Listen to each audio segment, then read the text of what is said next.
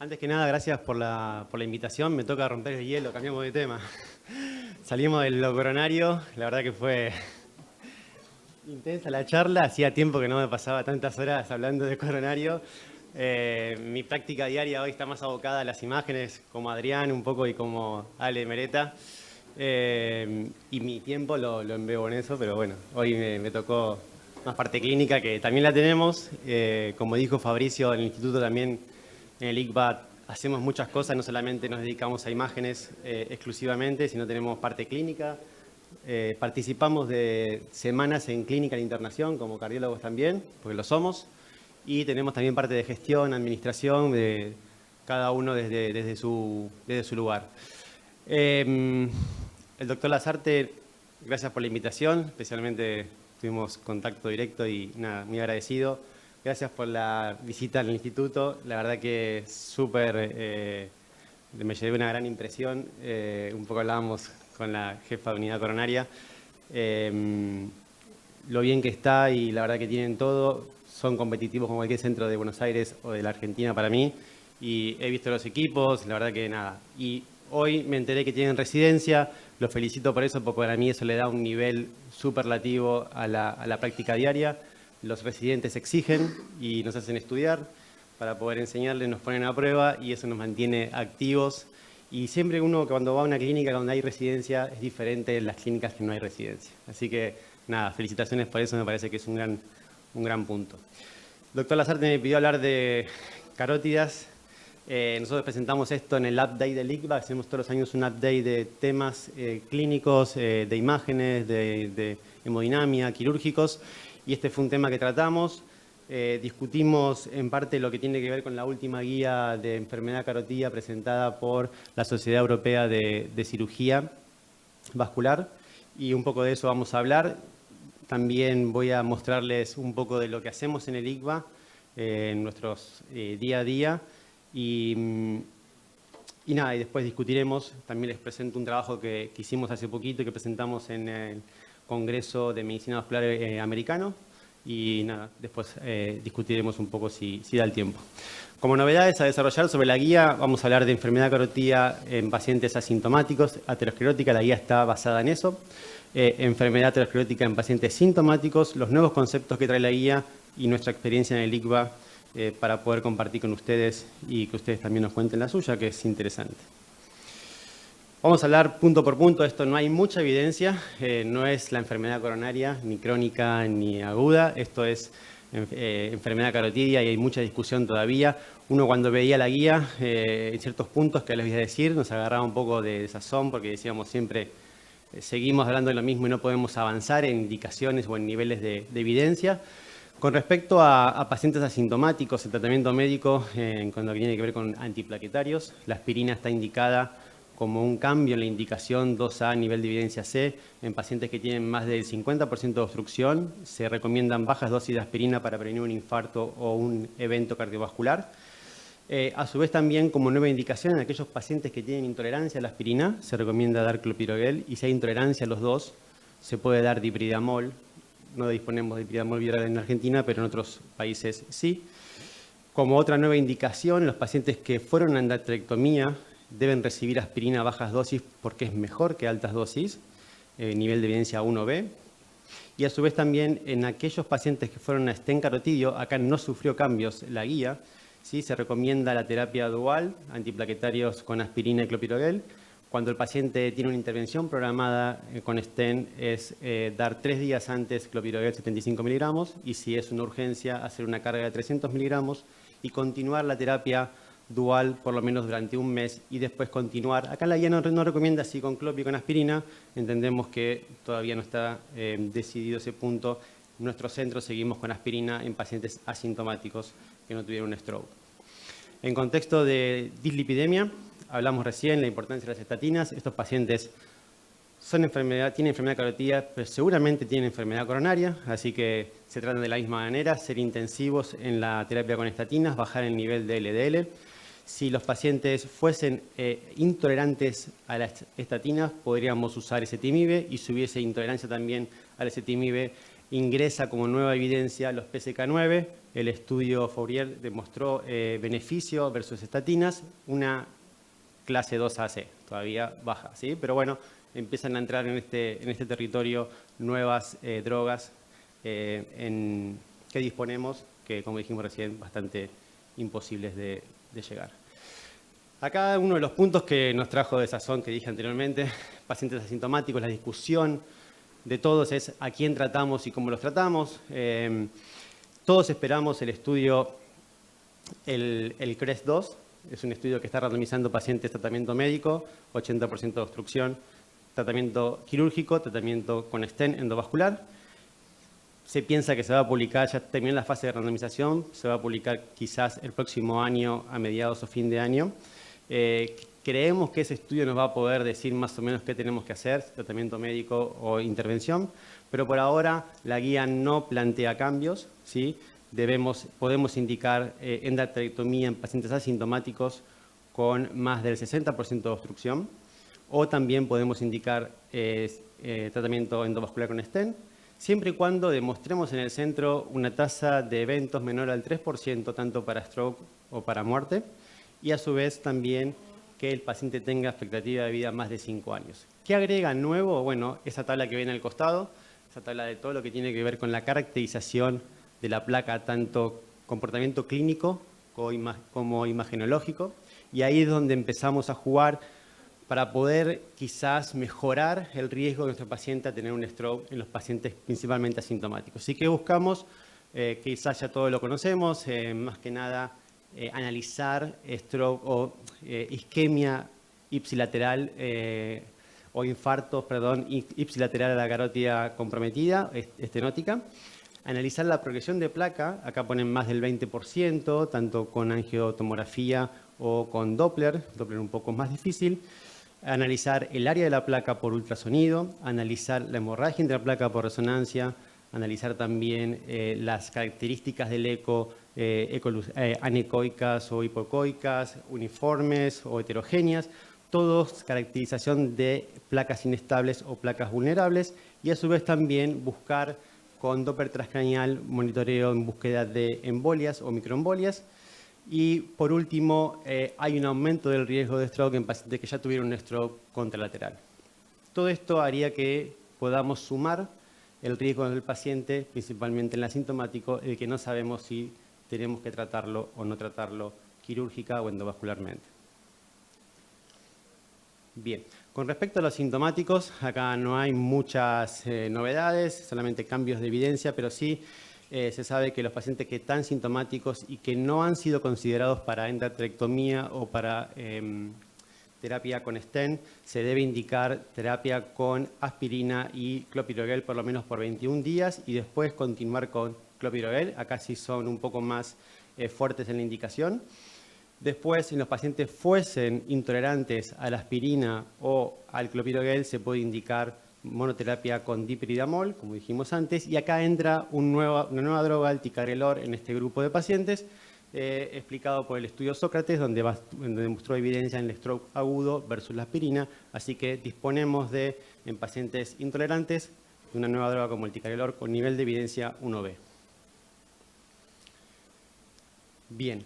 Con respecto a los pacientes que tienen estenosis sintomáticos, ¿no? Que tienen estenosis del 50 al 99% y fueron sometidos a endarterectomía, se debe iniciar terapia antiplaquetaria combinada, pero siempre debemos hacer una imagen previa al inicio de eso, descartando hemorragia intracerebral. A su vez también debemos indicar en los pacientes sintomáticos que fueron sometidos a endarterectomía, se debe indicar aspirina a bajas dosis por sobre aspirina a altas dosis.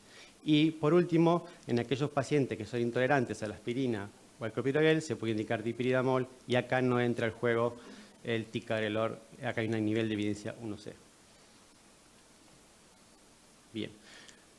Por último, no hay cambios, hay cambios en el contexto de los pacientes sintomáticos tratados con stent. En estos pacientes debemos también iniciar terapia antiplaquetaria dual, aspirina, clopidogrel, 75 miligramos, como dijimos antes. Si la intervención es programada, debemos iniciarla 3 días antes del clopidogrel, si es en el mismo día 300 miligramos, y debemos continuar con la terapia dual o aspirina y clopi durante 4 semanas y luego continuar preferiblemente con clopidogrel en el seguimiento indefinidamente. Hay una salvedad que hace la guía, creo que todos conocemos el estudio COMPAS. En la enfermedad vascular fue un estudio que revolucionó un poco el tratamiento médico. Sabemos que demostró eficacia en lo que tiene que ver con enfermedad arterial de miembros inferiores, pero la guía lo saca de la indicación porque el subgrupo de enfermedad carotidia no demostró beneficios. Recuerden que el COMPAS randomizó pacientes con enfermedad arterial, enfermedad carotidia y enfermedad coronaria. En el grupo carotidio, enfermedad carotidia, la evidencia no fue a favor. Se piensa y se explica porque el N fue muy bajo comparativamente a lo que eran los otros grupos. Por lo tanto, la guía no recomienda tratamiento con rivaroxaban y aspirina tanto en sintomáticos como en asintomáticos. Bien, otros nuevos conceptos tienen que ver con pacientes que recibieron trombolíticos en un contexto de un ACV isquémico agudo, con estenosis del 50 al 99%. La guía recomienda esperar por lo menos hasta 6 días para poder hacer una intervención tanto en la endarterectomía con stent y en los casos que haya detección de un trombo flotante en la carótida, la guía recomienda con nivel de evidencia 1C el tratamiento anticoagulante. Y después, si los casos de que el trombo continuase y el paciente sigue con síntomas recurrentes, se podría analizar la terapia de remoción del trombo en forma quirúrgica o endovascular. Está contraindicado en estos pacientes si el tratamiento con trombolisis o trombolíticos para poder lisar ese trombo flotante. Hay un nuevo concepto que es la carótida web, no sé si todos la conocen o la escucharon. Yo la empecé a escuchar el año pasado, un caso que tuvimos en el instituto. Es una especie de displasia fibromuscular, crecimiento de la capa media, obstrucción de la carótida y puede dar síntomas. Lo que recomienda la guía como nuevo concepto es una evidencia muy baja, nivel de evidencia 2BC. Es en los casos de recurrencia o sintomático de haber descartado todas las causas de ACV, ¿sí? Se podría considerar el tratamiento con stent o con endarterectomía para prevenir un nuevo stroke. Bien, en base al algoritmo de manejo de tratamiento, acá los dos grupos tienen que ver con los asintomáticos y los sintomáticos. En los asintomáticos ya venimos diciendo de recién, analizar puntualmente paciente por paciente, analizar expectativa de vida, grado de estenosis, anatomía favorable, características que vimos de riesgo aumentado, ¿sí? De las placas. Caracterización de placa hoy juega un rol crucial, es quizás igual o a veces podemos decir más importante que el grado de estenosis, ¿sí? En estos pacientes, como dijimos, la evidencia para el tratamiento todavía no es muy fuerte, se prefiere o se indica endarterectomía por sobre angioplastía carotidia y esperamos los resultados del CREST-2. Los pacientes sintomáticos no hay mucha duda, en aquellos que ya tienen más del 70% de estenosis, se recomienda endarterectomía por sobre stent y después están los otros escenarios que pueden ser más discutibles, que no cambian mucho.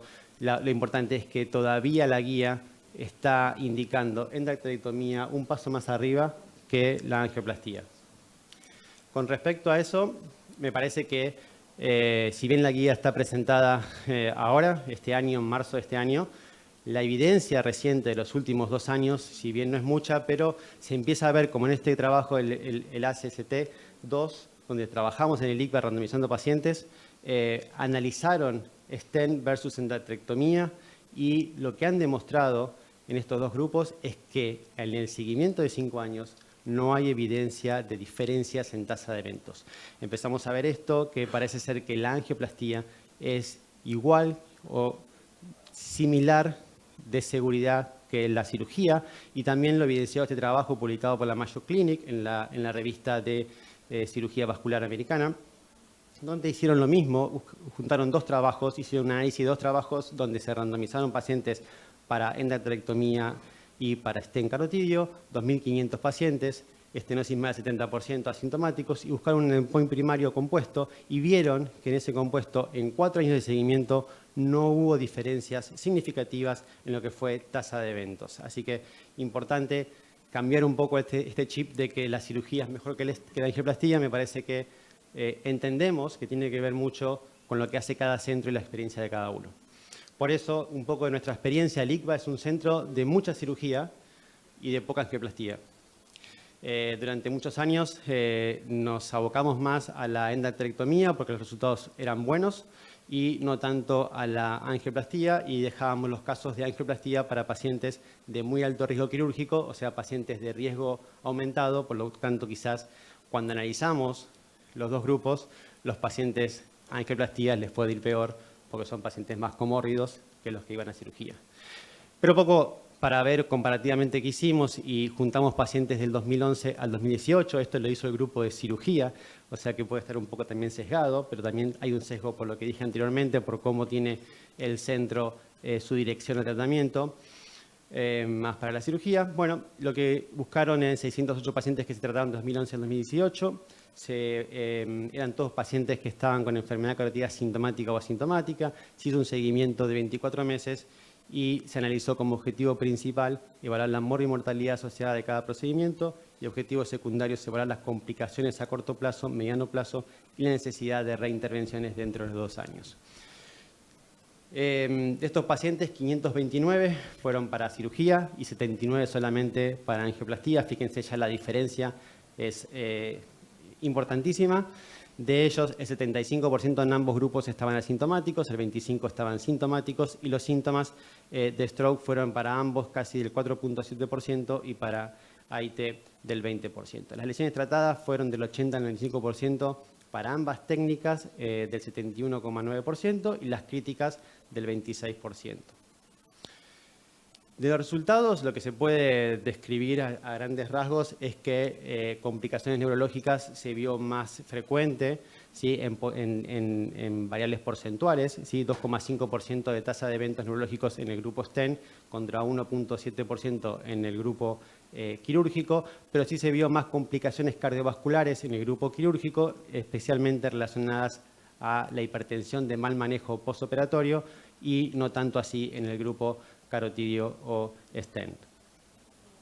Con respecto a la tasa de restenosis, se vio una tasa de restenosis del 1,4% para el grupo de endarterectomía y 5% para el grupo de stent. No hubo diferencias significativas, pero sí se concluyó de que hubo más tasa de restenosis y de reintervención en el grupo stent que en el grupo endarterectomía.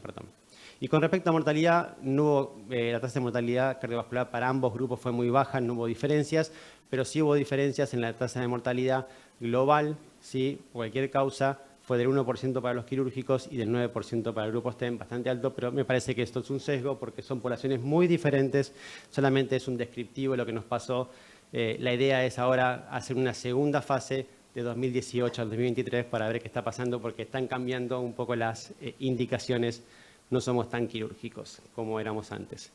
Este es un trabajo que les dije al principio, que presentamos ahora en el Congreso Americano de Medicina Vascular. Esta es nuestra experiencia con pacientes que tienen indicación quirúrgica coronaria o valvular, Nosotros juntamos 19 pacientes, y esos 19 pacientes tenían concomitantemente en el screening prequirúrgico enfermedad carotidia severa. Lo que hicimos, o lo que implementamos ya desde hace varios años, es hacer un esquema muy parecido al estudio SHARP, un estudio publicado en el 2009, un grupo italiano, que hacían lo que estamos haciendo nosotros, que es detección de la enfermedad carotidia, como hacemos siempre en los prequirúrgicos. Una vez que tenemos la detección de la enfermedad carotidia, analizamos el tipo de obstrucción, el grado de obstrucción, si es unilateral o si es bilateral, lo discutimos en Vascular Team y indicamos, el protocolo es stent carotidio, en el mismo día, cirugía valvular o coronaria o combinada. Previamente salimos de sala de hemodinamia con goteo de tirofibán. 4 horas antes de entrar a la cirugía, cortamos el tirofibán, se opera el paciente, la salida de cirugía a las 6 horas, si la tasa de sangrado es menor a 100 mililitros hora, hacemos carga de clopidogrel con 150 miligramos, aspirina, y al día siguiente continuamos con aspirina y clopidogrel 75 miligramos. Esto lo hacemos en las primeras 24 horas de todos los 2 procedimientos.